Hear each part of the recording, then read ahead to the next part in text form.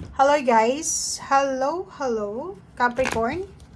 Welcome dito sa aking channel, Kapalaran 888. Welcome guys! Alamin natin Capricorn kung anong messages, vibration, gabay, energy para sa inyong lahat. General reading, next 3 months energy. Perfect timing. Capricorn. Okay. This next 3 months, February, March, April to guys. Sinasabi na perfect moment ito para gawin mo kung ano man itong mga inspiration mo, like yung action needed to. So if ever na marami kang manifestation sa buhay, oras na para gumawa tayo ng action.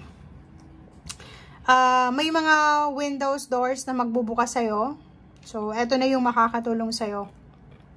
Huwag mo na daw i-delay or wag ka nang mag-procrastinate. Kasi ready na eh. Like for example, kung ikaw ay magluluto, nandiyan na yung ingredients para sa pagluluto mo.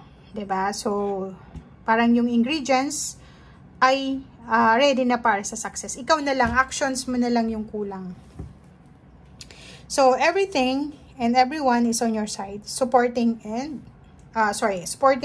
your positive outcome. So, sinasabi ng bara sa'yo dito, Capricorn, na huwag kang mag-alala kasi suportado ka ng mga tao sa paligid mo, suportado ka ng karelasyon mo, ng Panginoon, ng universe, ng angels, archangels, sa kung ano man to, kasi perfect timing nga to, 'di ba? So, yan.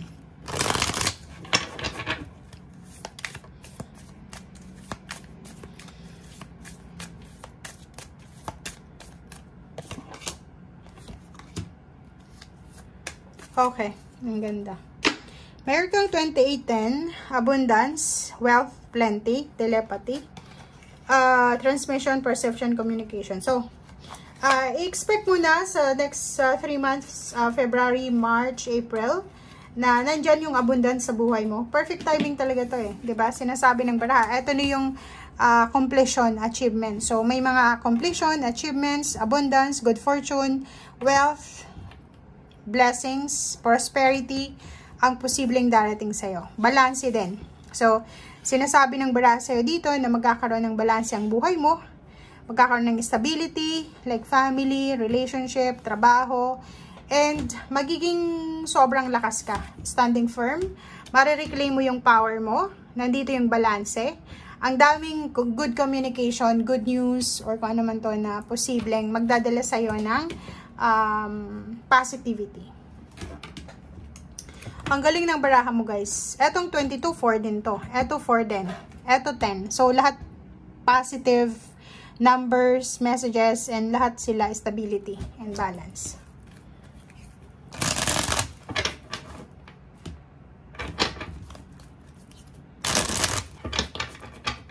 Okay, Capricorn. Alamin natin dito sa next tarot deck natin. Kung ano pa ang mga mensahe.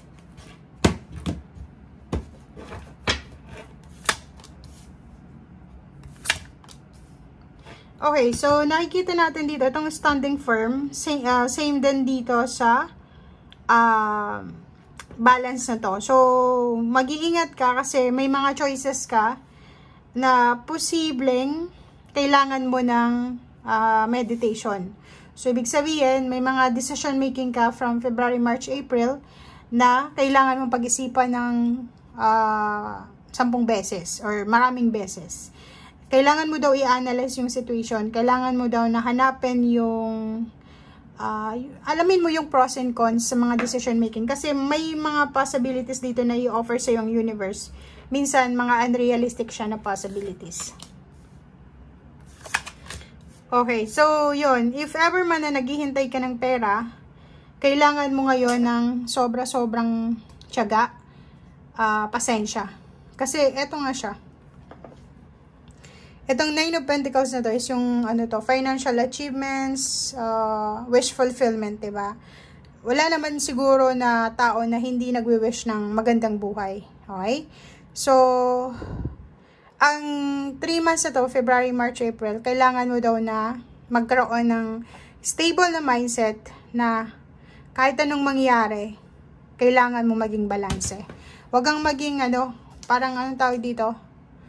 Aggressive. Kaya nandito yung Hermit, kasi sinasabi ng Hermit card sa'yo na iwasan mo yung pagiging aggressive, lalo na sa decision making.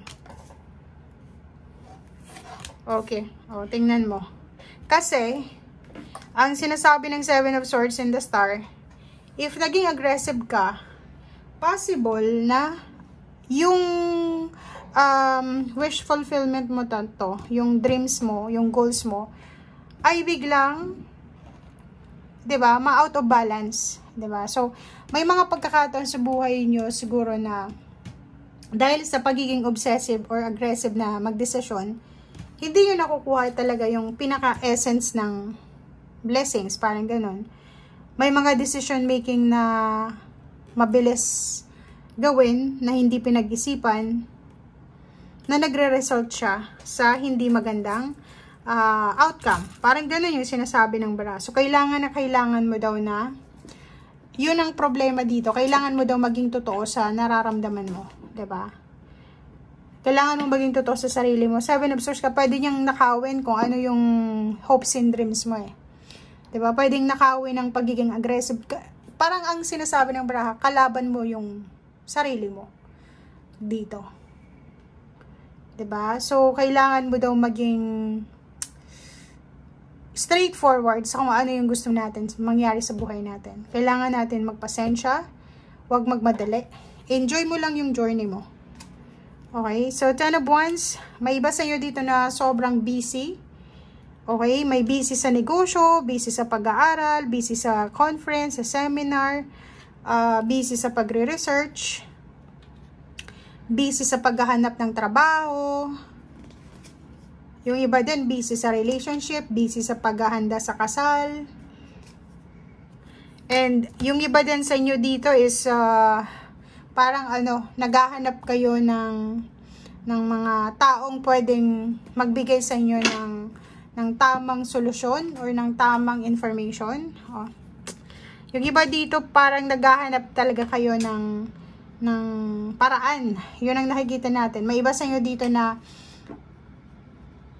ang rason kung bakit magiging aggressive, kung bakit sila magiging defensive sa kanilang financial na pamumuhay, lalo na sa decision making, dahil may problema sila sa pera eh. 'Di ba? Kahit sino naman, understandable naman tong gagawin mo, kasi kahit sino naman na individual na may problema sa pera, magiging aggressive ka talaga. Kailangan mong, like for example, bukas, wala ka ng, like for example, bukas, wala ka nang makain. Siyempre, ngayong araw na ito, sobra kang magiging busy, maghahanap ka ng solusyon, and kung ano yung makita mong solusyon, yun yung i-grab mo. But, sinasabi ng baraha, ano man daw itong makita mo, make sure daw na pag-isipan natin ng mabuti. Okay? Pag-isipan mo daw ng mabuti, balanse, kasi parating na yung fortune, yung wealth and plenty. So, ang problema lang dito, guys, kasi ang unang baraha dito, sinasabi na perfect timing. So, if ever man na may hinihintay ka, tapos sinasabi ng baraha na gawin mo na ngayon, lumabas tong The Hermit. So, parang siya, contradict yung baraha mo na nagsasabi na kontrolin mo, balance, kontrolin mo yung emosyon mo.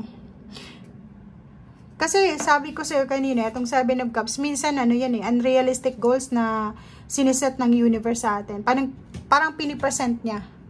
'Di ba? Ang isa sa mga unrealistic goals na to is yung single ka, may nanliligaw sa'yo, may asawa. Financially stable yung nanliligaw sa'yo, kaso may asawa. So, 'di ba? So, parang ganun. So, ano ba yung decision mo doon? Parang ganun yun. Mataas sa sweldo, ino-offer sa'yo. Pero, for 3 months only. Compare doon sa ayos lang na sweldo.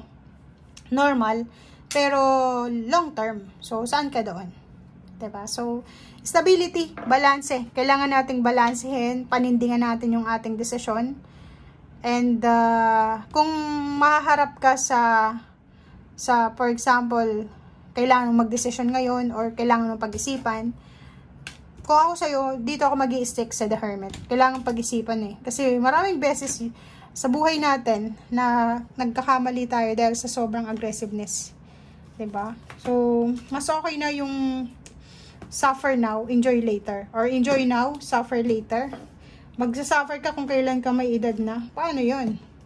'Di ba? So, mas okay nang magtrabaho ngayon, magtrabaho, magpakapagod.